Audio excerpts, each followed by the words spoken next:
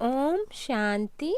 मीठे बच्चे, बाप का राइट हैंड बन, सर्विस का शौक रख, श्रीमत पर पूरा पूरा अटेंशन दो। अखबार में कोई सर्विस की बात निकले तो उसे पढ़कर सर्विस में लग जाओ। बाप का नाम तुम बच्चे कब बाला कर सकेंगे? उत्तर, जब तुम्हारी चलन बड़ी रॉयल गंभीर होगी। तुम शक्तियों की चाल ऐसी होनी चाहिए जैसे मोरनी। तुम्हारे मुख से सदैव रतन निकलने चाहिए, पत्थर नहीं। पत्थर निकालने वाले नाम बदनाम करते हैं, फिर उनका पद भी भ्रष्ट हो जाता है। बाप का बनकर कोई भी विक्रम न करे, इस बात का पूरा पूरा ध्यान रखना।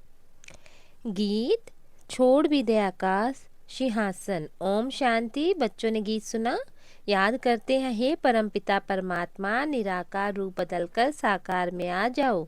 वह क्या रूप बदलेगा? ऐसे तो नहीं कहेंगे कि कच्छ मच्छ का रूप बनकर आओ, नहीं।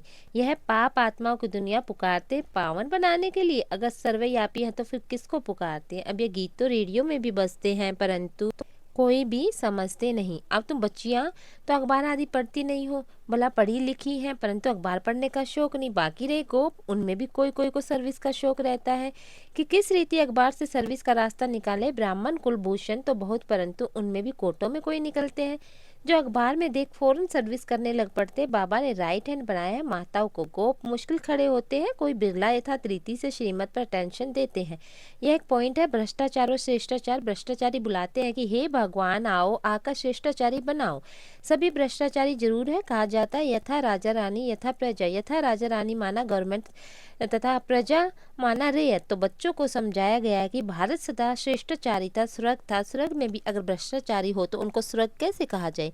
स्वर्ग की स्थापना जरूर बाप ही करते होंगे, जिसको ही याद करते भ्रष्टाचारी बुलाते। श्रेष्टाचारी कब बुलाते? नहीं। भारत बड़ा श्रेष्टाचारी था, स्वर्ग था, अब तो नरक है। नरक जरूर है, भ्रष्टाचारी होंगे। श्रेष्टाचारी का सबूत दिखाओ। तुम चित्र दिखला सकते हो। बरोबर सतयुग में यथा राजा रानी प्रजा लक्ष्मी नारायण देखो श्रेष्टाचारी थे ना, नाम ही है स्वर्ग। द्वापर में ऐसा श्रेष्टाचारी राजा रानियों के मंदिर बनाकर पूजा करते हैं तो जरूर खुद भ्रष्टाचारी हैं। अपने को कहते हैं कि भ्रष्टाचारी हैं, कामी क्रोधी पापी हैं, आप सर्वगुण संपन्न हैं। भारत में भ्रष्टाचारी श्रेष्टाचारी की महिमा करते हैं। भ्रष्टाचारी राजाओं के पास शिष्टाचारी देवताओं के मंदिर है, महिमा गाते रहते हैं, नमन वंदना पूजा करते रहते हैं। बाबा ने समझाया है धर्म स्थापना करने अर्थ ऊपर से जो आत्माएं आती वह जरूर सतो प्रधान श्रेष्ठाचारी होंगी। भला माया का राज्य है, परंतु पहले पहले आने वाले जरूर सतो प्रधान होंगे, तब तो उनकी महिमा होती है। फिर सतो रजो तमो में आते हैं। देवता भी श्रेष्ठाचारी थे, हर एक को सतो रजो तमो में आना है, भ्रष्टाचारी बनना है, बनना ही है। अखबार में पढ़ता है कई संस्थाएं हैं जो भ्रष्टाचार को बंद करने का पुरुषार्थ करती ही। अभी तुम लिख सकते हो यथा राजा रानी प्रजा सतयुग में श्रेष्ठचारी थे।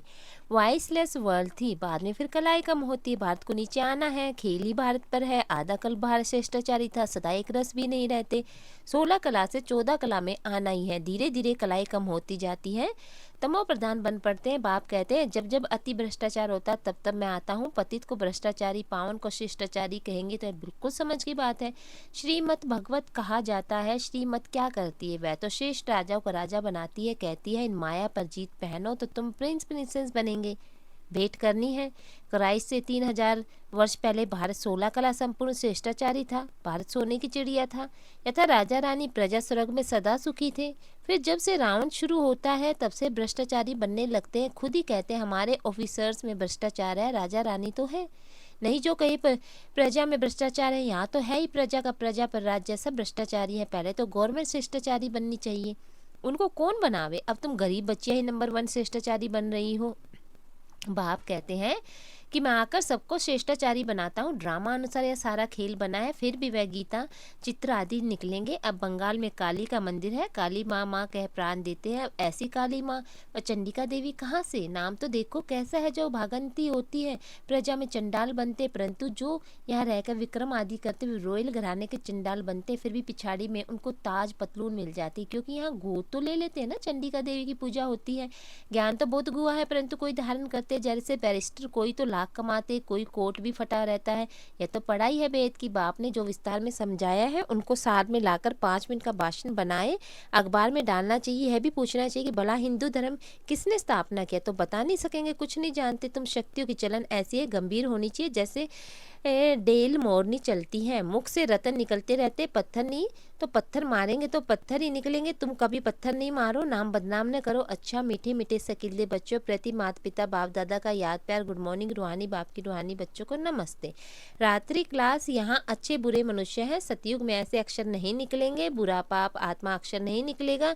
Viceless world. बच्चे जानते हैं विश्व के मालिक थे, यह भारत जो देवी देवता का राजस्थान अब पुराना है, मनुष्य नहीं जानते। यह संगम युग अब यहाँ से लंगर उठाया हुआ है, अब इस दुनिया से पार जाते हैं। खवैया है ना, नैया को पार ले जाते हैं। बच्चों को बुद्धि में है बहुत धक्के खाए हैं, भक्त नहीं जानते हम धक्का खाते हैं, वह तो दूर जाते हैं। तो बच्चे को सिर्फ याद करना है, ऐसे नहीं कि हम याद करते थक जाते, परंतु माया विघ्न डालती है। आत्मा ही परमात्मा की आशिक होती है, कोई नहीं जानते परमात्मा माशुक है। बच्चों में भी कोई बहुत आशिक है, माशुक को याद करते हैं। पुरुषार्थ करना है, हम निरंतर याद करते रहे। सिमरन अक्षर भी भक्ति मार्ग का है, हम बाबा को याद करते हैं। प्रवृत्ति मार्ग का अक्षर है याद, बहुत मीठा भी है, कहते हैं हम भूल जाते। अरे बच्चा कह थोड़ी ही सकता है कि हम बाप को भूल जाते हैं। याद तो बहुत अच्छी है, अपने से बातें करनी है। तुम माता पिता के सम्मुख बैठे हो, खुशी भी होनी चाहिए, जिसके लिए कहते हैं तो माता पिता बरोबर हम वर्षा पा रहे हैं। याद की ही मेहनत है, पर तुम्हारी आमदनी है बहुत बड़ी प्राप्ति, सिर्फ चुप रहकर याद करना।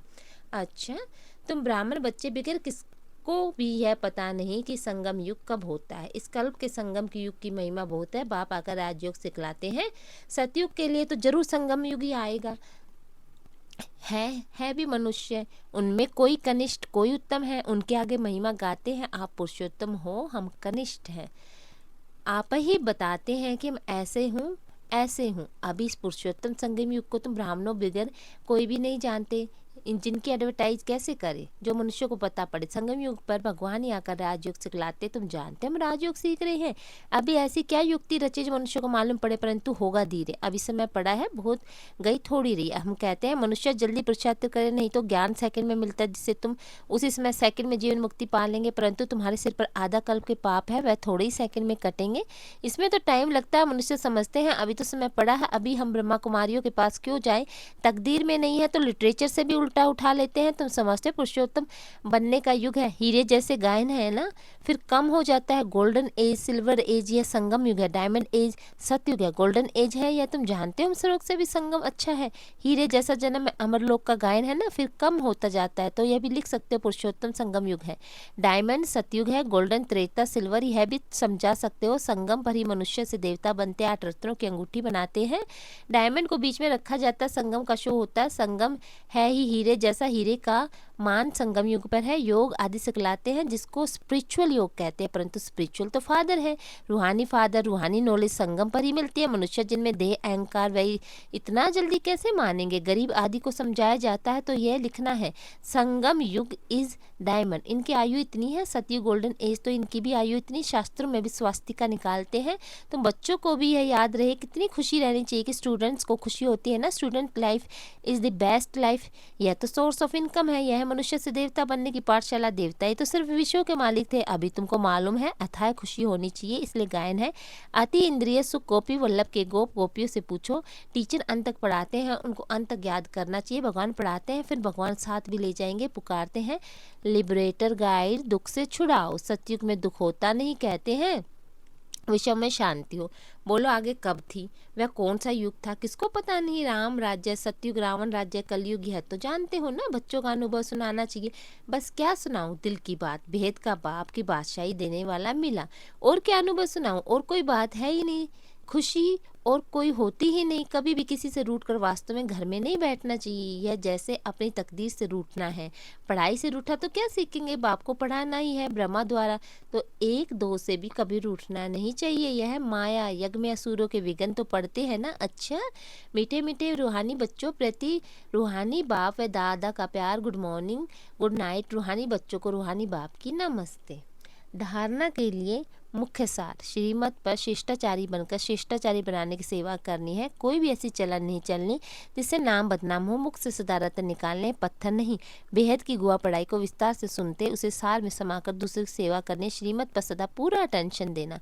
वरदान, अपने कर्म और स्थिति द्वारा ब्रह्मा बाप को स्पष्ट दिखाने वाले मास्टर ब्रह्मा भव। जैसे ब्रह्मा बाप का निजी संस्कार था, पहले आप कोई भी कोई भी स्थान में पहले बच्चे हर बात में बच्चों को अपनों से आगे रखा, लेकिन कहने मात्र नहीं, शुभ चिंतक की भावना से। उसने किया तो भी बाप की सेवा, मैंने किया तो भी बाप की सेवा।